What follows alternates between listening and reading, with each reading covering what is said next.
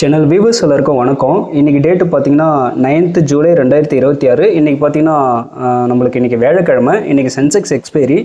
But இருந்தாலும் வந்து நான் இன்றைக்கி நிஃப்டி சார்ட்டை பார்த்து நிஃப்டிலே தான் நான் ட்ரேட் பண்ணிக்கிறேன். நான் இன்றைக்கி சென்செக்ஸில் ட்ரேட் பண்ணலை. அது ஏன்னா எனக்கு வந்து ரிஸ்க் ரிவார்ட் ரேஷியோ வந்து ரொம்ப போராக இருந்துச்சு சென்செக்ஸில். ஏன்னா என்னோட ஸ்டாப் லாஸ் வந்து ரொம்ப அதிகமாக இருக்குது. நான் கலெக்ட் பண்ணுற பாயிண்ட்டே பார்த்தீங்கன்னா ஒரு 220 ரூபானா, ஸ்டாப் லாஸ் வந்து 320 ரூபாய்க்கு மேலே போகுது. ஸோ அப்போ நாங்கள் கலெக்ட் பண்ணுற ப்ரீமியம் கம்மி, ஆனால் ஸ்டாப் லாஸ் வந்து ரொம்ப பெருசாக இருக்கிறதுனால நான் இன்றைக்கி சென்செக்ஸில் ட்ரேட் பண்ணாமல் நிஃப்டிலே நான் ட்ரேட் பண்ணிக்கிட்டேன். ஓகேங்களா? ஸோ இன்றைக்கி பார்த்தீங்கன்னா நான் ஒரு அப்சைட் ட்ரேட் தான் நான் எடுத்து வச்சுட்டு இப்போ நான் உட்காந்துருக்கேன். நான் ஃபாலோ பண்ணுற ஸ்பைடர் அப்சைடு அப்படின்ற ஒரு ஸ்ட்ராட்டஜி பிரகாரம் இன்றைக்கி ஒரு அப்சைட் ட்ரேட் தான் வந்துச்சு. எனக்கு என்ட்ரி வந்து இந்த கேண்டில் இருக்குல்ல, 935 கேண்டிலோட க்ளோஸ் வைக்கும்போது நான் என்ட்ரி எடுத்துக்கிட்டேன், அப்சைடு என்ட்ரி. என்னோடய ஸ்டாப் லாஸ் வந்து நியர்லி இந்த டே லோவில் தான் என்னோடய ஸ்டாப் லாஸ். ஸ்பாட் சார்ட்டை பொறுத்த வரைக்கும் இந்த டே லோவில் ஸ்டாப் லாஸு. பட் இருந்தாலும் நான் பாயிண்ட்ஸ் கணக்கு பண்ணி நான் இங்கே ஆப்ஷன்ஸில் நான் ஸ்டாப் லாஸ் வச்சுருக்கேன். ஓகேங்களா? ஏன்னா டிகே வந்து ரொம்ப அதிகமாக டிகே ஆகிறதுனால இங்கே இருக்க இந்த வேல்யூ, இந்த லோ வந்து நம்ம இங்கே ஹையில் எடுத்துகிட்டு போய் வைக்கணும்னா ரொம்ப பெரிய ஸ்டாப் லாஸாக இருக்கும். அதனால் நான் டெல்டாவை கால்குலேட் பண்ணி இந்த க்ளோஸ்லேருந்து இந்த லோ வந்து எவ்வளோ பாயிண்ட் வருதோ அதில் பாதியை வந்து நான் இங்கே வந்து ஸ்டாப் லாஸாக வச்சுப்பேன். ஓகேங்களா? ஸோ அந்த மாதிரி தான் நான் இன்றைக்கி கால்குலேட் பண்ணி ஸ்டாப் லாஸ் வச்சுருக்கேன். இப்போ இது வந்து ஒரு 100 பாயிண்ட்ஸ் நான் என்ட்ரி எடுக்கிற இடம் இந்த க்ளோஸ்லேருந்து இந்த லோன்னு வச்சுக்கோங்களேன். இங்கே வந்து ஒரு 100 பாயிண்ட் காட்டுதில்ல, 120 பாயிண்ட் காட்டுதா? ஸோ அப்போ அதனால நான் இங்கே வந்து ஒரு 60 பாயிண்ட் வந்து நான் ஸ்டாப் லாஸ் வச்சுக்கிட்டேன். ஏன்னா டெல்டா வேல்யூ 0.5ன்றதுனால ஓவரால் நான் ஒரு 60 பாயிண்ட் வந்து நான் இங்கே ஸ்டாப் லாஸ் வச்சுருக்கேன். ஓகேங்களா? இதுதான் ஸ்டாப் லாஸோட கான்செப்ட்டு இன்றைக்கி நான் வச்சுருக்கிறது. இப்போ பார்த்தீங்கன்னா நான் என்ட்ரி எடுத்த இடத்துலேருந்து உங்களுக்கு ஒன்றும் பெருசாக ஃபேவராக மூவ் ஆகவே இல்லை. என்ட்ரி எடுத்த இடத்துலேருந்து கொஞ்சம் தான் மேலே மூவ் ஆகிட்டுருக்கு. ஓகேங்களா? பட் நான் ஆப்ஷன் செல்லிங் பண்ணியிருக்கிறதுனால எனக்கு வந்து டைம் டிகே வந்து எனக்கு ஃபேவராக இருக்கிறதுனால இப்போதைக்கு பார்த்தீங்கன்னா ஒரு 11,000 வந்து ப்ராஃபிட்டில் தான் ரன் ஆகிட்டு இருக்கு அந்த பொசிஷன். ஓகேங்களா? என்னதான் நம்மளுக்கு இங்கே என்ட்ரியான இடத்துக்கு பக்கத்துலேயே இங்கே மார்க்கெட் மூவ் ஆகிட்டு இருந்தாலும் நான் 9:30 மணிக்கு என்ட்ரி ஆகிருக்கேன். மணி இப்போ வந்து பார்த்திங்கன்னா கிட்டத்தட்ட 12:10 ஆகுது. ஸோ இந்த இவ்வளோ நேரம் நான் வெயிட் பண்ணிவிட்டு நான் சும்மா உட்காந்துருக்கல, நான் பார்த்துட்டு வெயிட் பண்ணுறல. ஸோ அந்த வெயிட் பண்ணதுக்கு மார்க்கெட் வந்து நம்மளுக்கு ரிவார்ட் கொடுக்குது. ஓகேங்களா? அதுதான் இந்த 11,000 ப்ராஃபிட் ரன் ஆகிட்டு இருக்கு. ஓகேங்களா? ஸோ பொறுமையாக வெயிட் பண்ணிவிட்டு பொறுமையாக உட்காந்துருக்கனுக்கு வந்து வேறு எந்த இடத்துக்கு போனாலும் இந்த மாதிரி சும்மா பொறுமையாக நம்ம உட்காந்துருக்கிறதுலாம் ரிவார்டு தருவாங்களான்னு எனக்கு தெரியல. ஆனால் மார்க்கெட் வந்து இந்த மாதிரி பொறுமையாக உட்காந்துருந்தாலும், அதுவும் ஒரு ஆப்ஷன் செல்லராக உட்காந்துருக்கும்போது கண்டிப்பாக மார்க்கெட் வந்து ரிவார்ட் பண்ணும். ஸோ இதனால தான் வந்து எனக்கு ஆப்ஷன் செல்லிங் ரொம்ப ரொம்ப பிடிக்கும். ஓகேங்களா? நம்ம எதுவுமே பண்ணாமல் கம்முன்னு இருந்தால் கூட அதுக்கான ஒரு ப்ராஃபிட் ஒரு ரிவார்டை வந்து மார்க்கெட் வந்து நம்மளுக்கு கொடுக்கும். ஓகேங்களா? ஸோ அதெல்லாம் வந்து இந்த மார்க்கெட்டில் தான் நடக்கும். வேறு எந்த தொழிலையும் என்னன்னு எனக்கு என்னால் சரியாக சொல்ல முடியல. மார்க்கெட் எனக்கு ஏன் ரொம்ப பிடிக்குது, அதுவும் ஆப்ஷன் செல்லிங் ஏன் பிடிக்குதுன்னா இதனால தான். நம்ம எதுவுமே பண்ணாமல் ஸ்டார்ட் பண்ண இடத்துல சும்மா உட்காந்துருந்தா கூட அதுக்கான ப்ராஃபிட்டு, அதுக்கான ரிவார்டு வந்து மார்க்கெட் கொடுக்கும். ஓகேங்களா? நான் என்ட்ரி எடுத்த இடத்துலேயே தான் இங்கே சுற்றிட்டு இருக்கேன் மார்க்கெட்டு. இருந்தாலும் ஒரு 12,000 வந்து ப்ராஃபிட்டில் தான் இப்போ ரன் ஆகிட்டு இருக்கு இந்த பொசிஷன். ஓகேங்களா? மற்றபடி இன்றைக்கி வந்து எதுவுமே எனக்கு இன்றைக்கி இந்த ஸ்பைடர் அப்சைடு ஸ்ட்ராட்டஜியை பொறுத்த வரைக்கும் ஒரு நாளைக்கு ஒரே ஒரு ட்ரேடு தான். ஒன்று ஸ்டாப் லாஸ் ஹிட் ஆகணும். ஹிட் ஆனால் அன்றைக்கி அந்த ட்ரேடை வந்து க்ளோஸ் பண்ணிவிட்டு அதுக்கப்புறம் வேறு எந்த ட்ரேடும் கிடையாது, முடிச்சுட்டு போயிடுவேன். அப்படி இல்லைனா 2.25க்கு எனக்கு வந்து என்ன ப்ராஃபிட்டில் இருக்கோ அதை புக் பண்ணுவேன்.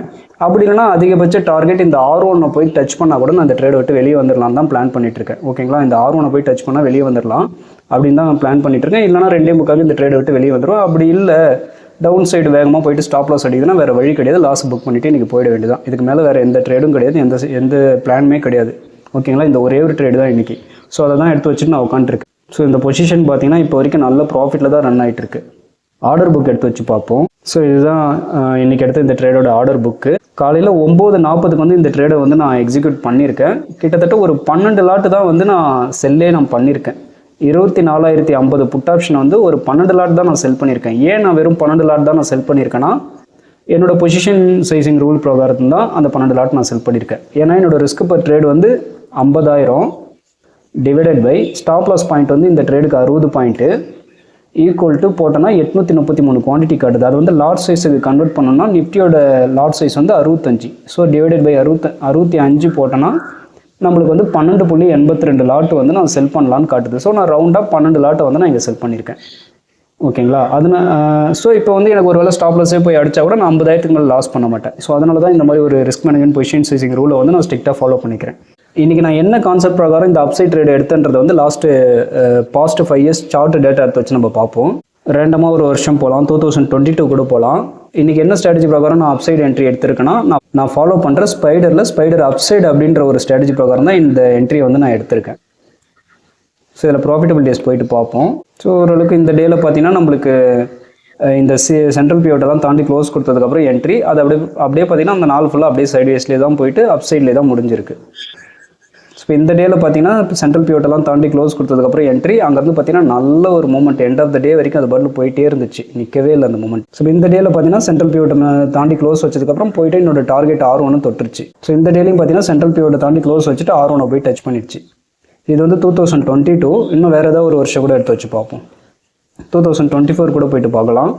இதில் வந்து ஸ்பைடர் போகிறேன். ஸ்பைடரில் வந்து இன்றைக்கி வந்தது வந்து அப்சைடு.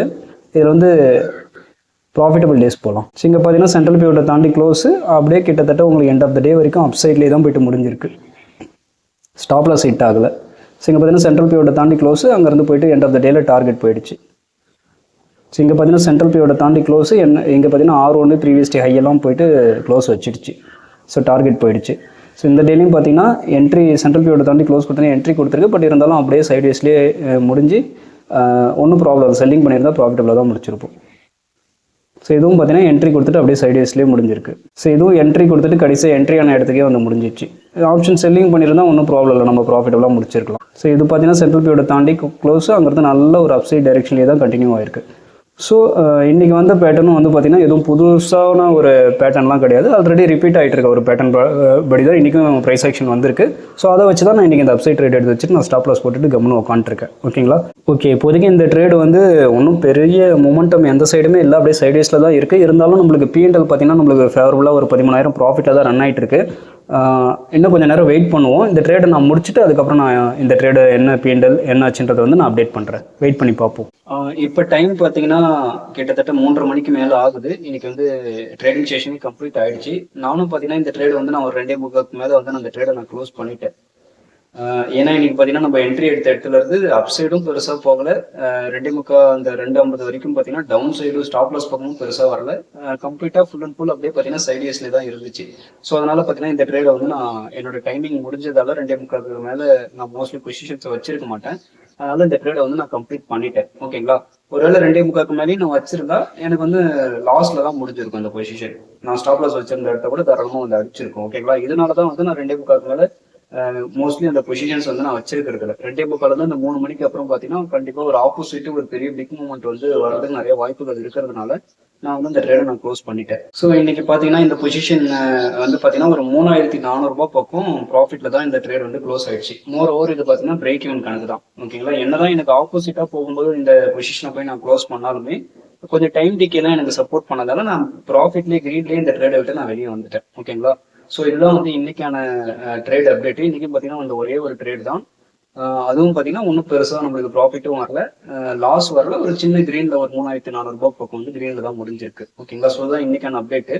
கண்டிப்பாக இந்த வீடியோ வந்து உங்களுக்கு யூஸ்ஃபுல்லாக இருந்திருக்கும் நான் நம்புறேன். எப்படி ஒரு ட்ரேடை நம்ம எடுத்துகிட்டு டிசிப்ளினாக நம்ம உட்காரணும், ப்ராப்பர் ப்ரீ டிஃபைன்டு ட்ரேடிங் பிளானோட மார்க்கெட்டுக்குள்ளே போகிறதுக்கு முன்னாடி நம்ம எப்படி தயாராக போகணும், அதையும் proper risk management rule follow பண்ணி நம்ம எப்படி குவான்டிட்டிஸ்லாம் பொசிஷன்ஸ் பண்ணி போடணுன்றதெல்லாம் நீங்கள் தெரிஞ்சிருக்கும் உங்களுக்கு.